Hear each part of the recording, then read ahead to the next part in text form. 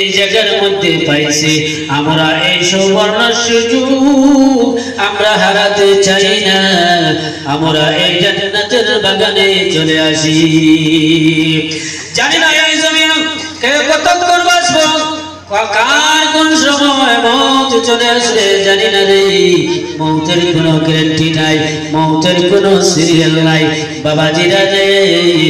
মৌতের একটি সেকেন্ডের ভরসাও নাই, কারণ সমস্ত জীব জন্তু যত কিছু আছে আল্লাহ রাব্বুল আলামিন কুরআনের মধ্যে ফরমায় কুল্লু নাফসিন যায়িকাতুল মাউত।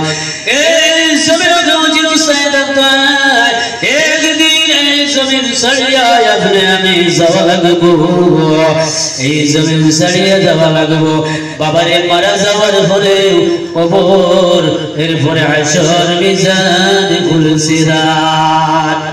এই জমিন থেকে যাইতে হলে বাবা যদি নেক আমল লইয়া, যদি আমরা নেককার বান্দা বনিয়া এই জমিন ছাড়িয়া যাই, তাহলে আমাদের কবরে আমরা জান্নাত পাবো।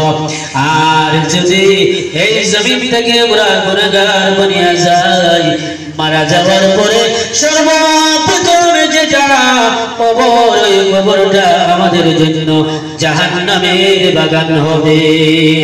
কি হবে? জাহান্নামের বাগান। যেমন অনেক আছে ধনী লোক বলতে ধনী লোকের আমি আরেকটা আলোচনা করি। জুলকারনাইন একজন, হযরত জুলকারনাইন অনেক ধনী ছিল, এই দেশের বাদশাহ, এই দেশের বাদশাহ ছিল যাকে আলেকজান্ডার বলা হতো, যাকে আলেকজান্ডার বলা হতো। আমরা তো অনেক লোক আছি, আমার টাকা আছে পয়সা আছে, কি হবে আমি বললে কিন্তু টাকা আছে, দল আছে, বহুত ফরেজগার আছে। দল দিয়া ফরেজগারি হয় নাই, দল দিয়া ফরেজগারি হয় নাই। ফরেজগারি হয় ঈমান আমল নামাজ দিয়ে।